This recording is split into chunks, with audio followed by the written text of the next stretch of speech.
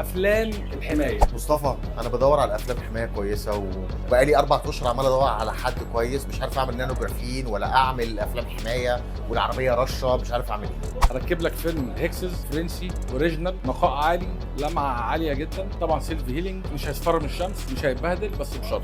فوطه زفره لا، بريل وصابون لا. الفيلم ده 11 سنه معاك مش هيعمل مشكله. بس السؤال الاخير، العربيه دي رشه؟ العربيه رشه نظافه، انا ظبطت فيها كل حاجه، كل النقر، كل النغازات اللي كانت عليها، كل الخرابيش اللي كانت عليها. دلوقتي عايز احمل العربيه بالكامل عشان كل الشغل اللي انا عملته ده احافظ عليه بقى. خلي بالك بعد 11 سنه او 10 سنين جينا نشيل الفيلم هيطلع بالدهان. موافق؟ انا مش ناوي اشيله ان شاء الله، العربيه غالبا هتتباع بيه، بس كنت عايز حاجه 95% اتليست سيلف هيلينج، وفي نفس الوقت تديني الجلوس اللي انا بحبه على البيانو بلاك. وعد هطلعها لك زي ما انت عايز. طب احنا دلوقتي خلصنا العربيه، قول لي ايه رايك؟ واو، العربيه تحفه، جلوسي، سيلف هيلينج، البيانو بلاك بقى بيلمع اكتر من الاول، بقيت كده حاسس اني مطمن من كل المشاكل اللي كانت بتقابلني من غير فيلم الحمايه. طبعا حاسس ان انا مطمن اكتر دلوقتي انه العربيه محميه. شغل تحفه.